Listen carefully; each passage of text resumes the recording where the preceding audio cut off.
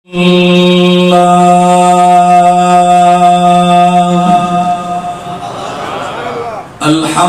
لله رب العالمين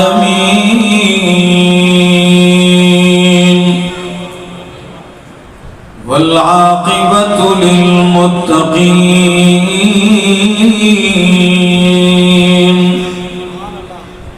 والصلاة والسلام على أشرف الأنبياء وإمام المرسلين وعلى آله وأصحابه وأهل بيته أجمعين. أما بعد فأعوذ بالله من الشيطان الرجيم. بسم الله الرحمن الرحيم. وما أرسلناك إلا كافة للناس بشيرا ونذيرا ولكن أكثر الناس لا يعلمون.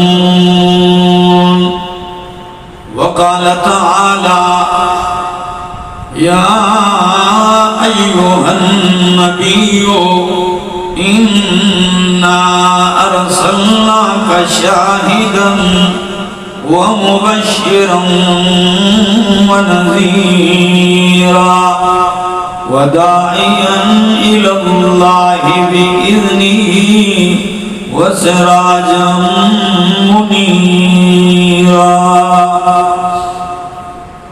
وقال النبي صلى الله تعالى عليه وسلم: إنما أنا رحمة مهداة. وقال النبي صلى الله تعالى عليه وسلم: إنما بعثت معلما. وقال النبي صلى الله تعالى عليه وسلم: إنما بعثت لأتمم مكارم الأخلاق. سبحان ربك رب العزة عما يصفون وسلام على المرسلين والحمد لله رب العالمين. انتہائی قابل عزت، قابل احترام، ذی قدر و ذی وقار علماء کرام، طلباء اعظام اور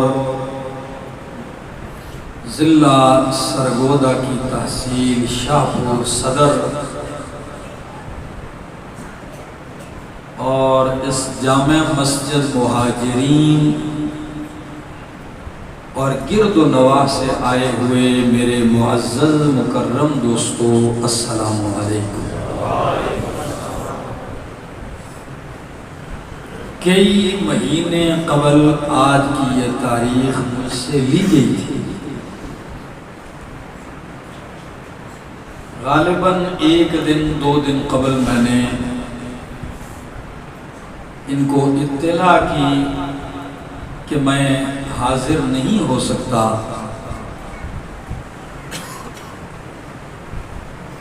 لیکن انہوں نے میرا کوئی عذر قبول کرنے کے بجائے یہ اصرار کیا کہ آپ بہر صورت تشریف لائیں.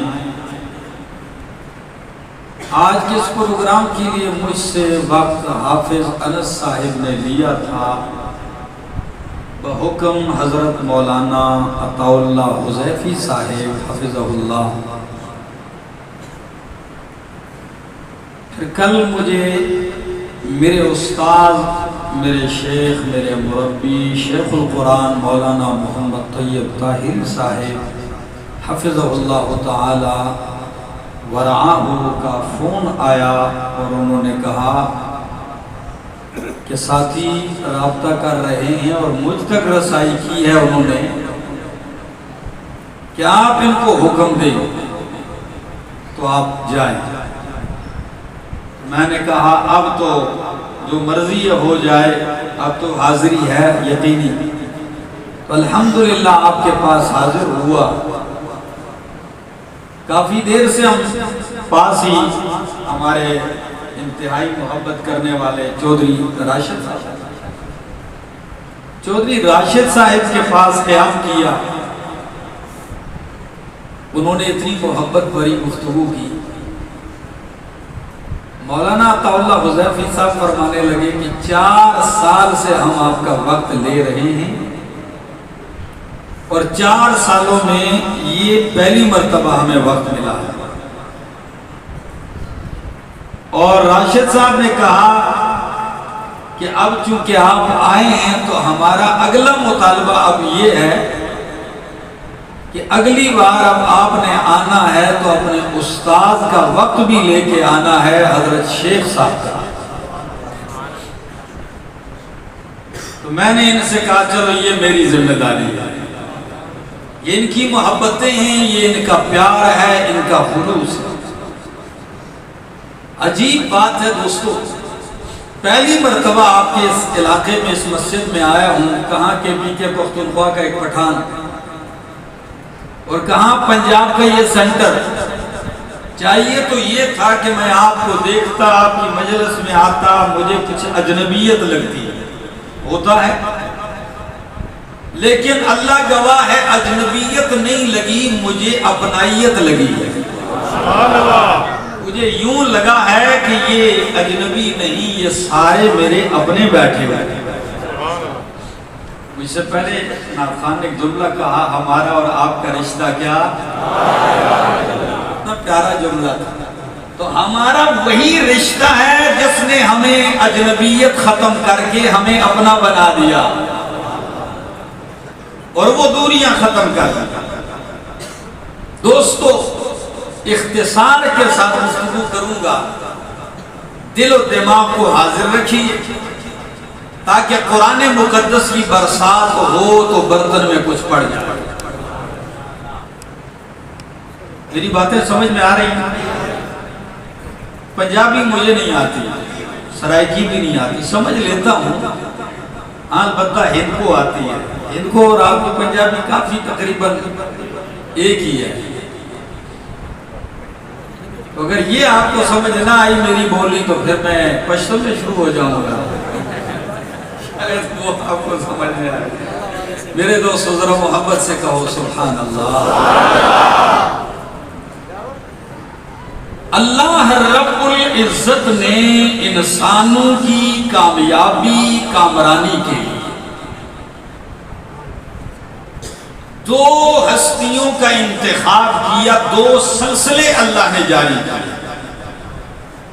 ایک سلسلے کو ہم یہ کہیں کہ انسان کی ہدایت اور اصلاح کے لیے اللہ نے ایک نصاب اتارا جو آسمانی کتابیں، اور اس نصاب کے ذریعے انسانوں کی اصلاح کرنے کے لیے اللہ رب العزت نے انبیاء کا سلسلہ جاری فرمایا، ہر نبی کو مصلح بنایا اور ساتھ نصاب اصلاح عطا فرمایا۔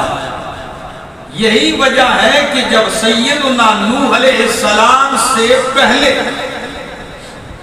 ان کی بعثت سے قبل بگاڑ پیدا ہو گیا، اور یہ کوئی عجیب بات نہیں ہے بگاڑ کا ہونا، کہ انسان پیدا ہی 4 چیزوں سے ہے۔ کتنی چیزوں سے بنتا ہے؟ آگ، ہوا، پانی اور مٹی، اور ان 4 کا آپس میں کوئی جوڑ، تو جب آگ، پانی، ہوا اور مٹی کا کوئی جوڑ نہیں، یہ ساری متضاد چیزیں ہیں، اور جب متضاد چیزوں کو اکٹھا کیا جائے تو ٹکراؤ اور فساد اور بگاڑ تو ہوتا ہے. یہ قدم جب بگاڑ اور فساد ہوتا ہے تو وہاں اصلاح کے لیے بھی لائحہ عمل ہونا چاہیے. تو اللہ کو معلوم تھا کہ یہ 4 چیزوں کا مجموعہ ہے. فساد بگاڑ ان میں آئے گا. جب آئے گا تو اصلاح کیسے ہوگی؟ آپ ایک جنریٹر بناتے ہیں، ایک موبائل بناتے ہیں تو ساتھ اتنا کتابچہ ضرور رکھتے ہیں، خراب ہو جائے تو یوں ٹھیک کرنا ہے. تو فساد ہوگا، بگاڑ ہوگا تو اصلاح کیسے ہوگی؟ اب اس کے لیے اللہ رب العزت نے 2 سلسلے جاری فرمائے. کیونکہ انسان پیدا ہے، بنا ہے 2 چیزوں سے. پہلے میں نے 4 کہا، اب مختصر کرتا ہوں 2 چیزوں سے، روح اور جسم سے. بولو کس سے؟ انسان روح اور جسم سے ہے. اب روح اوپر سے آیا، جسم نیچے سے پیدا ہوا. جسم مٹی کا ہے، روح اوپر سے آیا. اچھا، تو جب بدن جسم کے اندر بگاڑ ہوتا ہے تو ہم جسمانی معالج کے پاس جاتے ہیں. وہ کہتا ہے فلاں سبزی کھاؤ، گوشت نہ کھاؤ، موٹا گوشت نہ کھاؤ، یہ کھاؤ، یہ نہ کھاؤ. یہ چیزیں ہیں. اس فساد اور بگاڑ کو دور کرنے کے لیے غذا اور علاج اور دوا بھی زمین سے بنائی. روح اوپر سے آیا، اس کے بگاڑ کو ختم کرنے کے لیے اللہ رب العزت نے علاج بھی اوپر سے اتارا. اب جب بگاڑ نوح علیہ السلام کے دور میں پیدا ہوا اور لوگوں نے اللہ کے ساتھ شریک ود، سوا، یغوث، یعوق اور نصر بنا دیے. 5 بزرگ تھے، یہ اللہ والے تھے، متقی و پرہیزگار تھے. جب ان کو پوجنا شروع کر دیا، ایک نسل نے ان کی قبروں کی تعظیم کی، دوسری نسل کے لیے مجسمے بنائے گئے. صرف ان کو پیار سے دیکھتے اور کہتے بس ان تصویروں کو، مجسموں کو دیکھتے ہیں، اپنے ان بزرگوں کی یاد تازہ ہو جاتی ہے، بس وہ دل بہلاتے ہیں ان سے. یہ نسل جب گئی، اگلی نسل آئی، علم ماند پڑ گیا.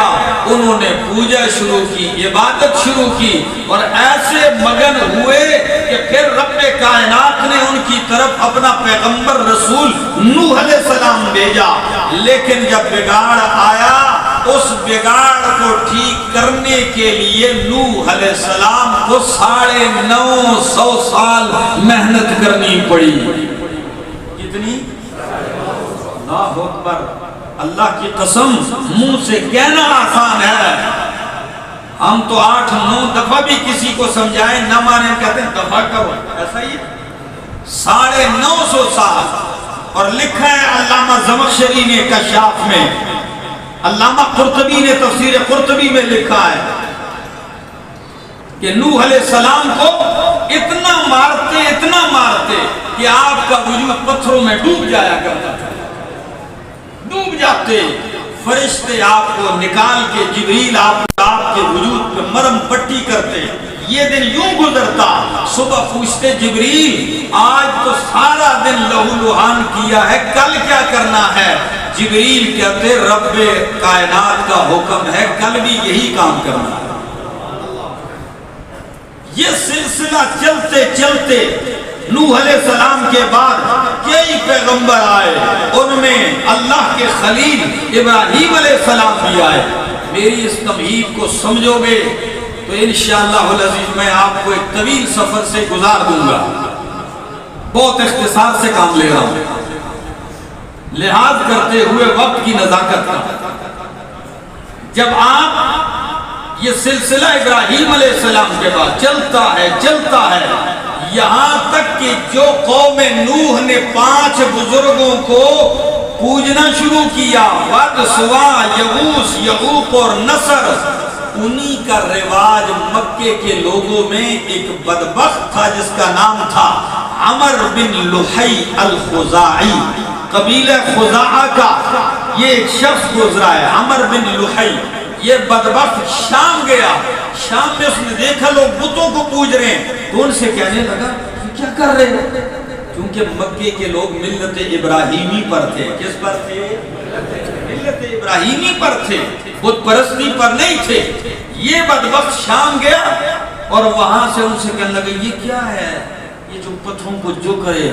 وہ کہنے لگے بارش نہیں ہوتی ہم ان سے مانگتے ہیں بارش ہوتی ہے، بیماریاں ٹھیک ہوتی ہیں، مدد طلب کرتے ہیں، کام بنا دیتے ہیں، اللہ کا قرب چاہتے ہیں، یہ ہمیں اللہ کے قریب کر دیتے ہیں. تو عمر نے کہا اچھا کچھ دو چار مجھے مل جائیں گے. اتنے کام دیا چیزیں نے کوئی دو چار دانے نہ بھی ملنے چاہیے، کچھ مجھے ملیں گے.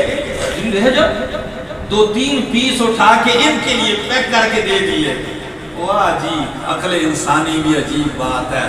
جو شاپر میں پیک ہو جائے وہ خدا ہے، وہ الہ ہے جی. لیکن یہ بات نہ اس دور کے مشرک کو سمجھ آئی اور نہ آج کے دور کے مشرک کو سمجھ آئی. اس دور کا مشرک جو کہتا ہے جو تراشا جائے وہ الہ ہو سکتا ہے، جو مورت بن جائے وہ الہ ہو سکتا ہے، وہ کہتے تھے. جو شاپر تھیلے گورے میں بند ہو جائے اس کو بھی الہ مان لیتے تھے. آج کے مشرک کو بھی سمجھ نہیں آتی، جو کفن میں پیک ہو جائے، قبر میں دفن ہو جائے، اس کو بھی الہ مان لیتے ہیں. کیا خیال ہے میرے دوست؟ ہوتا رہا. یہ بت لے کے مکہ آیا. مکے والوں نے کہا یہ کیا چیز لے کے آئے ہو؟ کہنے لگے بڑا خاص تحفہ ہے. بڑا خاص تحفہ لائے. جی کیا؟ یہ ان کی تعظیم شروع کر دو. اب لوگ حج کے لیے آ رہے ہیں، تعظیم شروع ہو گئی، عبادت شروع ہو گئی. چلتا رہا سلسلہ، اتنے بنا لیے گئے. ہر قبیلے نے اپنے لیے نیا نیا الہ بنا لیا، ہر بستی نے، ہر خاندان نے بنا لیا. نام ان کی یہ لات، منات، عزا، ہبل. اور یہ عمر بن لحی پہلا لعنتی، پہلا ملعون ہے، پہلا وہ بت پرستی کا ایجاد کرنے والا، مکے میں ملت ابراہیمی کو بت پرستی میں بدلنے والا.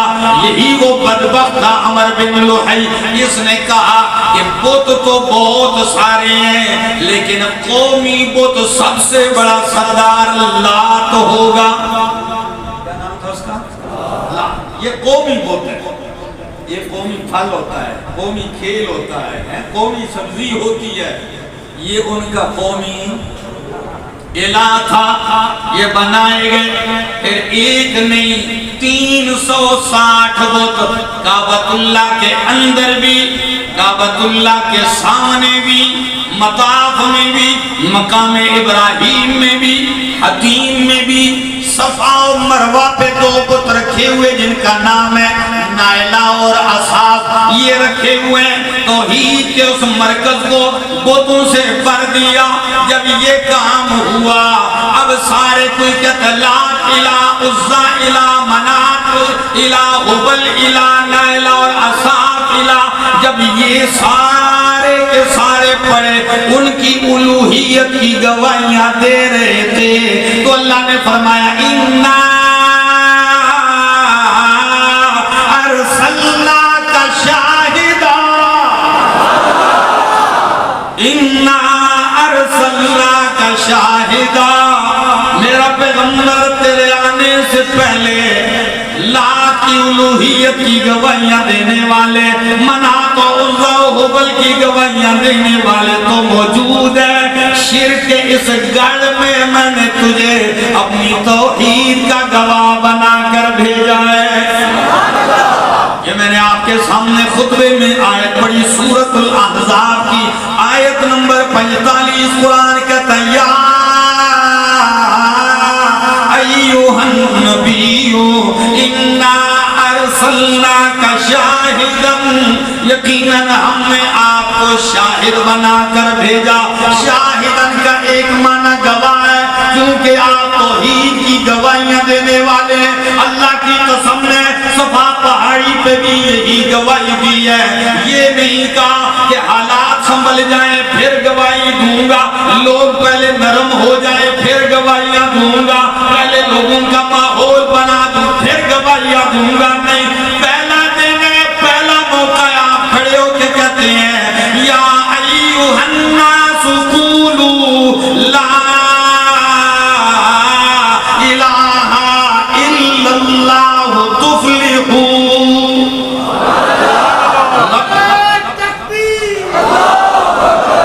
رب کی توحید کی گواہیاں پہلے دن سے شروع ہو گئی اور اب آپ اچھی طرح جانتے ہیں جو ہونا تھا وہ دنیا نے دیکھنا شروع کر دیا.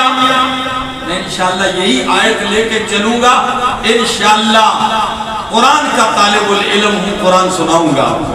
فرمایا اِنَّا ارسلناک شاہداً, میرا پیغمبر ہم نے آپ کو شاہداً گواہ بنا کر بھیجا ہے.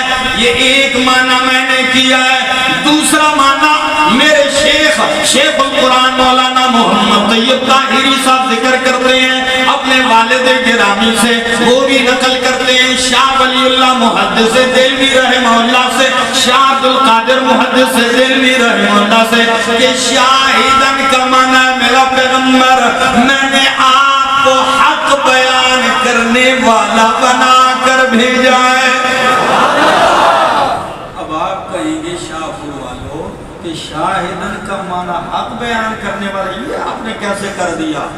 میں آپ سے کہنے لگا ہوں دونوں معنوں میں کوئی تضاد نہیں, کوئی ٹکراؤ نہیں کہ گواہ بھی جو دیکھتا ہے وہ مجمع میں, جرگے میں, عدالت میں بیان کرتا ہے. حق بیان کرنے والا اور گواہ بھی جو حق اور حقیقت دیکھتا ہے اس کو جرگے میں آگے کیا کرتا ہے؟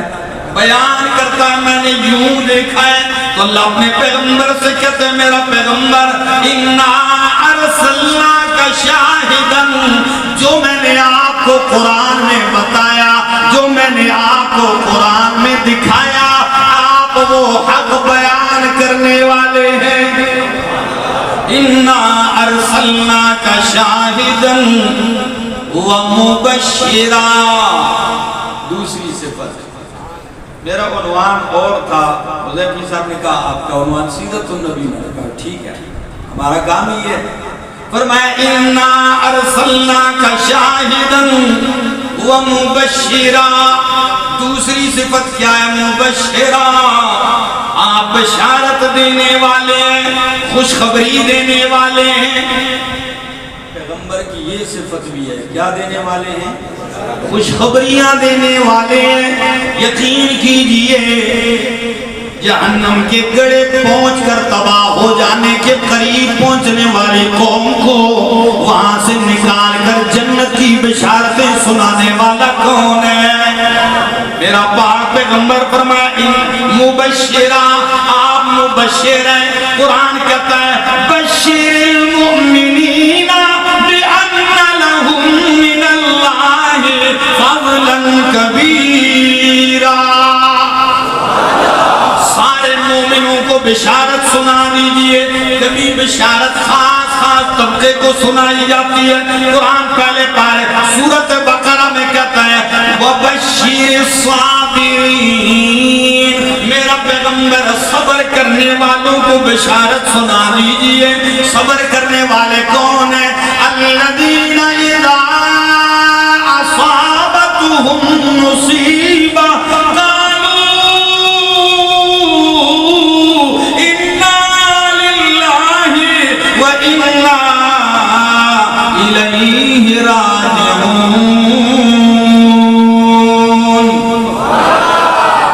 صبر کرنے والوں کو بشارت سنا دیجئے.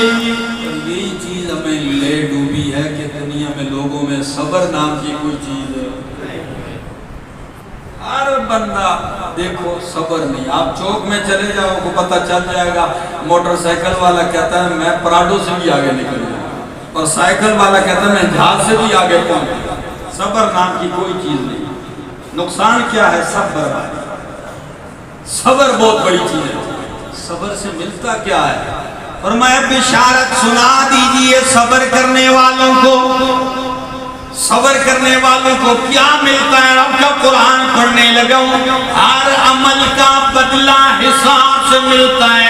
نماز کا بدلہ حساب سے, زکوٰۃ کا بدلہ حساب سے, حج کا بدلہ حساب سے ملتا ہے. ایک صبر ہی تو ہے. قرآن کہتا ہے انما یوفی الصابرون اجرہم بغیر حساب.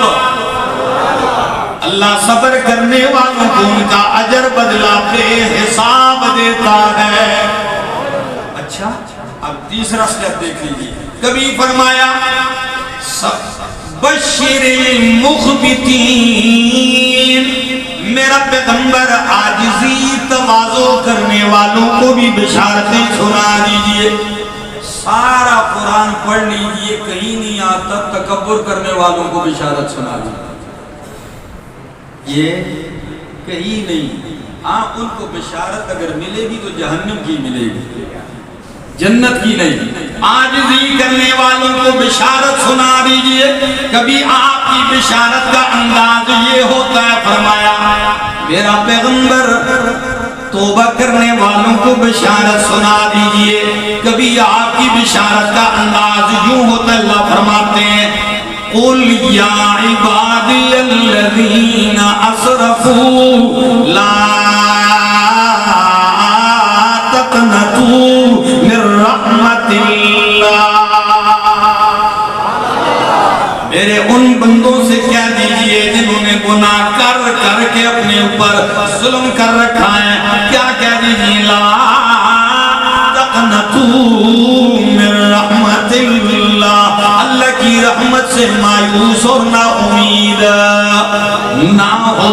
کبھی بشارت یوں بھی دی جاتی ہے. پیغمبر پاک ایک ہی مجلس میں بیٹھے ہوئے، فرمایا ابو بکر فی الجنہ، عمر فی الجنہ، عثمان فی الجنہ، علی فی الجنہ، طلحہ فی الجنہ، زبیر فی الجنہ، سعد فی الجنہ، سعید فی الجنہ، عبد الرحمن ابن عوف فی الجنہ، ابو عبیدہ بن الجراح فی الجنہ. ان کو دنیا کہتی ہے عشرہ مبشرہ، وہ 10 صحابہ جن کو پیغمبر پاک صلی اللہ علیہ وسلم نے ایک محفل میں بشارت دی. مبشرہ، میرا پیغمبر میں نے آپ کو بشارتیں دینے والا بنا کر بھیجا. اور یہی نہیں صرف بشارتیں بلکہ وہ نذیرہ، ڈر سنانے والا بھی بنا کر بھیجا ہے کہ میرا پیغمبر انذر الناس، لوگوں کو ڈرائیے. آپ نذیر بھی ہیں، آپ منذر بھی ہیں. فرمایا تبارک الذی نزل الفرقان علی عبدہ لیکون للعالمین نذیرا.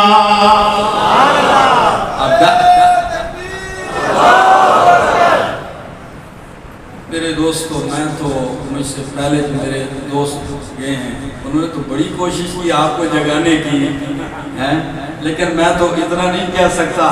لیکن اتنا آپ سے ضرور کہوں گا کہ میری بات توجہ سے سن لیجئے. جدائی کی گھڑی سر پہ کھڑی ہے، ہو سکتا ہے پھر ملاقات نہ ہو سکے، یہاں نہ مل سکے، یا اگلے سال یہاں پروگرام حذیفی صاحب کروائیں. ہم میں سے کئی خاک میں پڑے ہوں، گزشتہ سال کئی ہوں گے، سال نہیں ہوں گے. تو اس لیے بس یہ لمحے سن یاد رکھ لیجئے. میں یہی دعا کو رکھوں گا آپ کے لیے اللہ کہ آج اس مرکز توحید کے اس مرکز میں اللہ تو نے جمع کیا ہے اپنی توحید کی خاطر. ہماری التجا ہے اگر دنیا میں نہ مل سکے ہمیں عرش کے سائے تلے اکٹھا فرما. آمین تو کہہ دو بھائی. فرمایا مبشرا و نذیرا، آپ ڈرانے والے ہیں. میرا پیغمبر توحید کا انکار کرنے والوں کو ڈرائیے، شرک کا پرچار کرنے والوں کو ڈرائیے، گناہوں سے لت پت ہونے والوں کو بھی ڈرائیے، قیامت کے منکرین کو ڈرائیے. اس سے قیامت سے، عذاب سے، رب کے قہر سے، رب کے غصے سے ڈرائیے میرا پاک پیغمبر. یہ نہیں کہ اللہ کے پیغمبر صلی اللہ علیہ وسلم ساری زندگی خالی فضائل سنائے، نہیں، مبشر بھی تھے، فضائل بھی سنائے، لیکن آپ نے ڈرایا بھی. ابو موسیٰ اشعری رضی اللہ تعالیٰ عنہ فرماتے ہیں میرے حبیب کی تقریر کا انداز یہ ہوتا تھا کہ آپ ڈراتے بھی، آپ بشارت بھی دیتے، کبھی جنت کے تذکرے کرتے، رب کی رحمتوں کے تذکرے کرتے، پورا مجمع عش عش کرنے لگتا، جھوم جاتا، یوں لگتا جنت کی سیر ہو رہی ہے۔ اور جب آپ اللہ کی گرفت اور قہر اور عذاب کے تذکرے کرتے تو یوں لگتا کہ بس کہیں ابھی آ نہ جائے، یہ کیفیت ہوتی۔ ایک الفاظ روایت کی کیا ابو موسیٰ شریف فرماتے ہیں ذرفت منہ العیون، مجمع کی آنکھوں سے آنسو کی برسات جاری ہو جاتی، لوگ ایسے رونے لگتے۔ ایسا بھی نہیں ہوتا تھا۔ یہاں لاہور میں مدرسے کے اندر کچھ لوگ آئے، کہا جی ہمارے علاقے کی کچھ امام خطیب دے دو، اچھا سا خطیب ہو، قاری بھی سونا جو ہوئے، آواز بھی اچھی ہوئے، بولتا بھی اچھا ہو، دے دو۔ انہوں نے ایک امام دیا، جاؤ۔ وہ امام گیا 3-4 جمعے اس نے پڑھائے عذاب الہی پر جہنم کی۔ چوتھے جمعے کے بعد ہفتے کو سارے مقتدی اس امام کو بھی لے کے بزرگاں خود آئے، کہنے لگے جی مدرسے کے محترم صاحب جی یہ امام واپس کر سکتا، یہ سم نہیں چاہیے۔ بھائی کیوں نہیں چاہیے؟ جی اس کو سرا میروں عذاب ہی عذاب ہے، جنت نائیں دی شاہی کوئی نہیں، نہ ہمیں رات کو حرام آتا ہے، نہ ہمیں بچوں کو ڈرا دیا، ہم پر ڈر ہی ڈر ہے۔ اللہ کے بندے یہ نہیں، ڈرائیے بھی، بشارت بھی سنائیے۔ قرآن کریم کا انداز ہے، بشارت بھی قرآن سناتا ہے۔ فرمایا مبشرا و نذیرا، اور اگلی صفت آپ کی سیرت مصطفیٰ سننے والوں فرمایا وداعیا الی اللہ،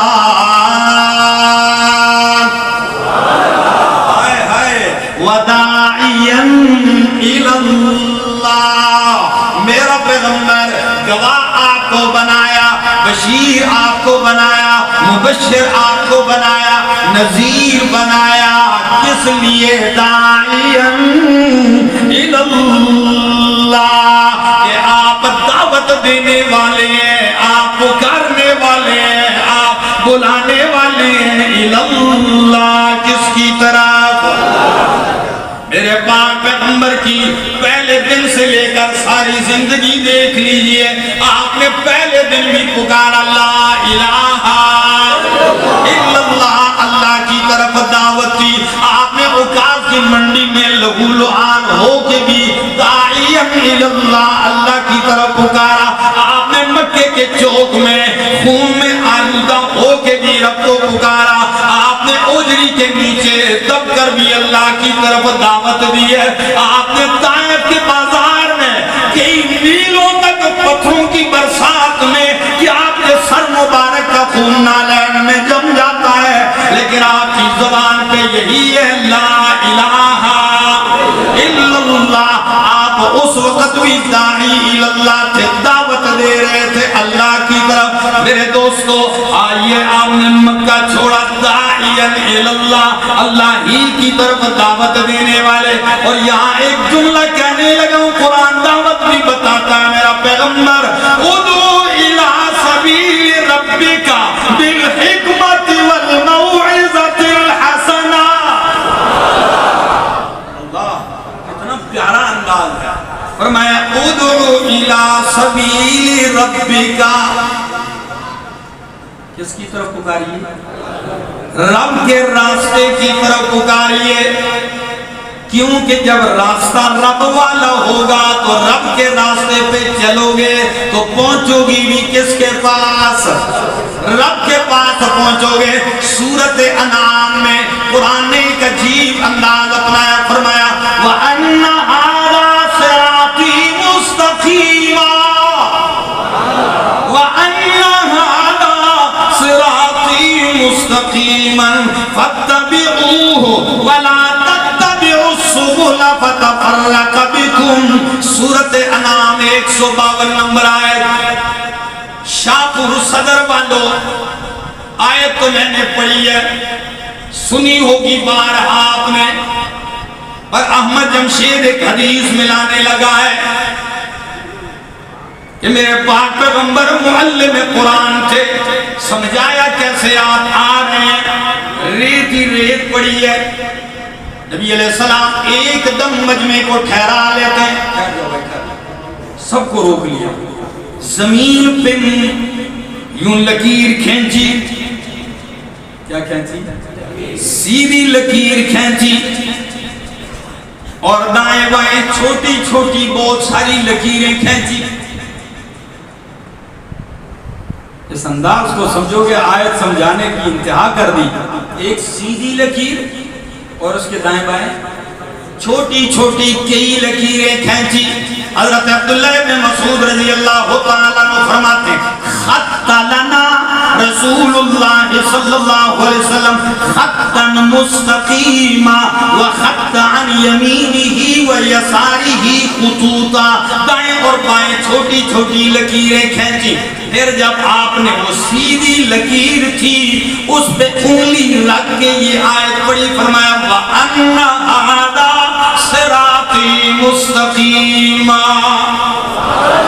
کہ اللہ فرماتے یہ میرا راستہ ہے سیدھا میری طرف۔ فرمایا یہ چھوٹے چھوٹے کیا ہیں؟ فرمایا قرآن کہتا ہے وَلَا تَتَّبِعُوا السُّبُلَ فَتَفَرَّقَ بِكُمْ عَنْ سَبِيلِهِ، گڑبڑ راستوں پہ نہ چلو، قرآن والے راستے کی طرف آ جاؤ، یہ سیدھا رب کی طرف جاتا ہے۔ فرمایا ادعو الی سبیل ربک بالحکمت، میرا پیغمبر رب کے راستے کی طرف بلا، اور کیسے بلا؟ بالحکمت، کس کے ساتھ؟ اللہ بالحکمت، حکمت کے ساتھ بولا، والموعظۃ الحسنہ، اور بہترین نصیحت کے ساتھ بولا، وجادلہم باللتی، اور جو آپ سے بحث کرنے لگے، مناظرے کرنے لگے، آپ سے تکرار کرنے لگے تو ان سے بحث کیجئے، لیکن کس طریقے کے ساتھ؟ باللتی ہی احسن، اس طریقے کے ساتھ جو اچھا ہو، درست طریقہ ہو۔ اب اللہ رب العالمین نے 3 جملے ذکر کیے ہیں اللہ کی طرف دعوت دینے کے لیے۔ کتنے جملے؟ 3۔ توجہ ہے؟ کتنے؟ بالحکمت والموعظۃ الحسنہ، تیسرا وجادلہم باللتی ہی احسن۔ حکمت سے مراد کیا ہے؟ مفسرین کرام کہتے ہیں حکمت سے مراد قرآن بھی ہے، کہ خود قرآن کہتا ہے یاسین والقرآن الحکیم ومن یؤت الحکمت فقد اوتی خیرا کثیرا، اور حکمت سے مراد پیغمبر کی سنت بھی ہے۔ قرآن دوسرے مقام پہ کہتا ہے لقد من اللہ علی المؤمنین اذ بعث فیہم رسولا من انفسہم یتلو علیہم آیاتہ ویزکیہم ویعلمہم الکتاب والحکمت۔ تو کتاب کے بعد حکمت کا معنی سنت، امام شافعی رحمہ اللہ فرماتے ہیں سنت مراد ہے حکمت سے۔ اب پہلی آیت میں حکمت قرآن، دوسری آیت میں حکمت سے مراد سنت، دونوں کو جمع کیجئے، آیت کا معنی کیجئے ادعو الی سبیل ربک بالحکمت، میرا پیغمبر رب کے راستے کی طرف بلا، رب کے قرآن سے اور اپنی سنت سے۔ بالحکمت والموعظۃ الحسنہ، اور اچھے باز کے ذریعے۔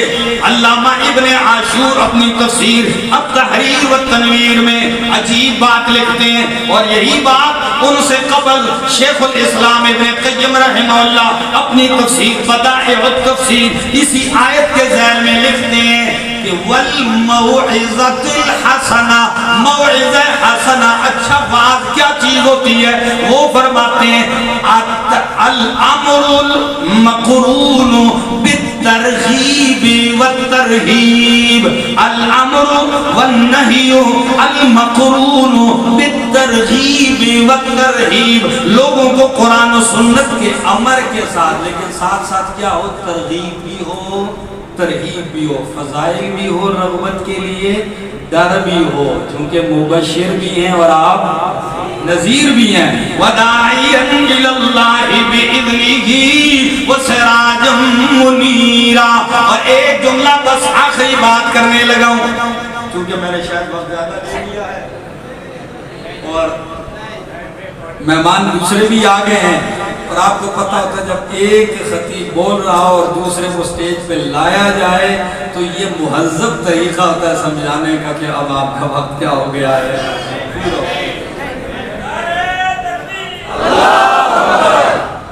سن رہے ہیں؟ پیغمبر کو اللہ نے داعی فرمایا، کیا فرمایا؟ داعیاً الاللہ۔ پیغمبر داعی ہیں، مدعی نہیں ہیں۔ انشاءاللہ سنو گے جم جاؤ گے۔ پیغمبر داعی ہیں، مدعی نہیں ہیں۔ اللہ نے داعی بنایا، مدعی نہیں بنایا۔ یہاں شاہپور والوں آپ پوچھ سکتے ہیں کہ داعی میں مدعی میں فرق کیا ہے؟ پوچھ سکتے ہیں؟ تو میں دو فرق بتانے لگا ہوں۔ ایک فرق ذکر کیا امام راضی رحمہ اللہ نے تفسیر کبیر میں، اسی آیت کے ذیل میں دیکھ لینا، اور دوسرا فرق میرے شیخ القرآن مولانا محمد طیب طاہری ذکر کرتے ہیں۔ دونوں کو سنیے، انشاءاللہ مزہ نہ آیا تو پھر کہتے ہیں۔ امام راضی کہتے ہیں وَدَاعِيًا إِلَى اللَّهِ، میرا پیغمبر آپ داعی ہیں، آپ کو رب نے داعی بنایا، مدعی نہیں بنایا۔ کیونکہ امام راضی مناظر تھے، متکلم تھے، تو وہ مناظرانہ انداز میں کہتے ہیں کہ مناظر جو مدعی ہوتا ہے اس کی تعریف ہوتی ہے المدعی من یدعی خلاف الظاہر۔ مدعی اس کو کہتے ہیں جو ظاہر کے خلاف دعویٰ کرے۔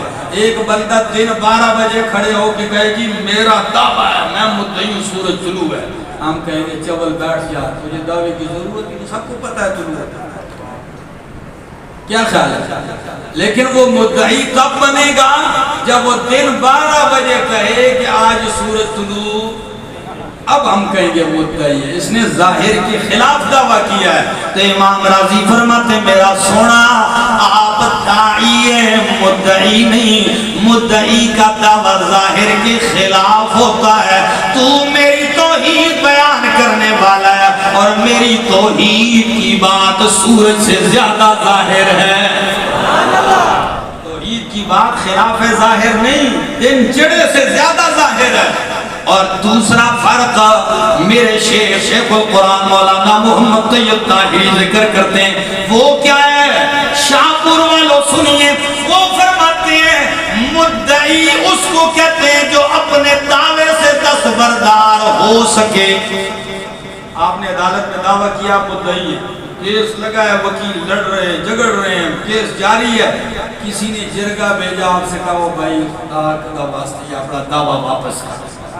جب آپ نے دعویٰ واپس کیا، مدعی دعویٰ چھوڑ دے، جھگڑا کیا ہو جاتا ہے؟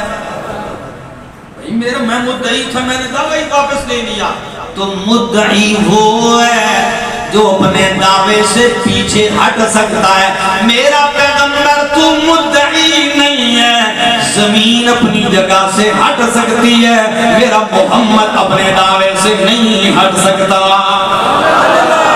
میں نے آپ کو داعی بنایا، مدعی نہیں بنایا۔ وَدَاعِيًا إِلَى اللَّهِ بِإِذْنِهِ وَسِرَاجًا مُنِيرًا۔ آخری لمحات ہیں، ابو طالب کے پاس جرگہ آیا، آپ بھتیجے کو سمجھائیں، کچھ نہ کچھ ہمارے ساتھ جوڑ توڑ کر لے۔ سارا قبیلہ نالا ہے، سارا عرب نالا ہے، ناراض ہے، شکوہ گناہ ہے۔ نبی علیہ السلام کو بلایا چچا نے، نبی علیہ السلام تشریف لے آئے، تو ابو طالب کہنے لگے یبن اخی، او میرے بھتیجے، ہؤلاء رؤساء قومک، یہ سارے تیری قوم کے لیڈر و سردار آئے، سارے نالا ہیں، ناراض ہیں، کچھ ان کی مان لو۔ آپ کیا چاہ رہے ہیں؟ یہ سارے کہتے ہیں بس ہم ناراض ہیں. نبی علیہ السلام نے فرمایا یا امی، میں بتاتا ہوں دائی ہوتا کیا کون ہے. فرمایا یا امی، او میرا چاچا، انی ارید منہم کلمتا واحدتا، میں زیادہ نہیں، ان سے صرف ایک ہی کلمے کا مطالبہ کرتا ہوں. اذا قالوہا، اگر وہ یہ ایک جملہ کہہ لیں تو تطیع لہم العرب وتؤدی الیہم العجم الجزیہ، عرب ان کے تابعدار بن جائیں گے اور عجمی ان کو ٹیکس دینے پہ مجبور ہو جائیں گے. ایک کلمہ ہے. ابو جہل چونکہ لیڈر بننے کا بھی بڑا شوقین تھا کہ سارے میرے تابعدار ہوں، اور دوسرا اس بات کا بڑا شوقین تھا کہ پیسہ بھی آ جائے، عجمی سارے ٹیکس دیں گے، اور کیا چاہیے. تو جب یہ جملے سنے تو کہلے ہاتھ ہاتھ، اتنا کام کا کلمہ ہے آپ کے پاس وہ جملہ، تو ہاتھ ہاتھ. بعض سیرت کی کتابوں نے لفظ یہاں تک لکھے کہ لگا عشرن، ایک کلمہ نہیں 10 لے آ، جس میں یہ کمالات ہوں میں مانتا ہوں 10 لے آ. نبی علیہ السلام نے کہا 10 نہیں، بس ایک ہی ہے. وہ کیا ہے؟ لا الہ الا اللہ. لا الہ الا اللہ. جب یہ کہا تو منہ چڑھ گئے، سب کے منہ بگڑ گئے، اور ابو جہل کہنے لگا اجعل الآلہۃ الہا واحدا ان ھذا لشیء عجاب. سارے آلہہ کو رد کر کے یہ ایک ہی الہ کا پرچار کر رہا ہے، یہ بڑی عجیب بات ہے، یہ تو ہماری سمجھ سے باہر ہے. پھر خود آفر کرنے لگے، لڑکی چاہیے پسند آپ کریں نکاح میں دیں گے، مال چاہیے ڈھیر ہم لگا دیں گے، لیڈری بھی آپ کو دیتے ہیں، بس یہ نہ کہیے کہ حاجتیں پوری کرنے والا اکیلا اللہ، یہ نہ کہیے. نبی علیہ السلام نے کہا چچا جب یہ میرا ایک جملہ ماننے کو تیار نہیں ہے تو پھر میری بھی بات سن لیجئے، میں دائی ہوں. اگر یہ سورج لا کے میرے ایک ہاتھ پہ رکھ دیں، چاند میرے دوسرے ہاتھ پہ رکھ دیں، اللہ کی قسم میں اپنی بات سے پیچھے نہیں ہٹوں گا. اللہ بِإِذْنِهِ وَسِرَاجًا مُنِيرًا. آپ کو اللہ نے سراج منیر بنایا. کیا بنایا؟ زندگی رہی تو سراج منیر پہ 1 گھنٹہ بولوں گا انشاءاللہ. اگر میری زندگی رہی، آپ کو یہ بات یاد رہی، زندگی باقی ملاقات.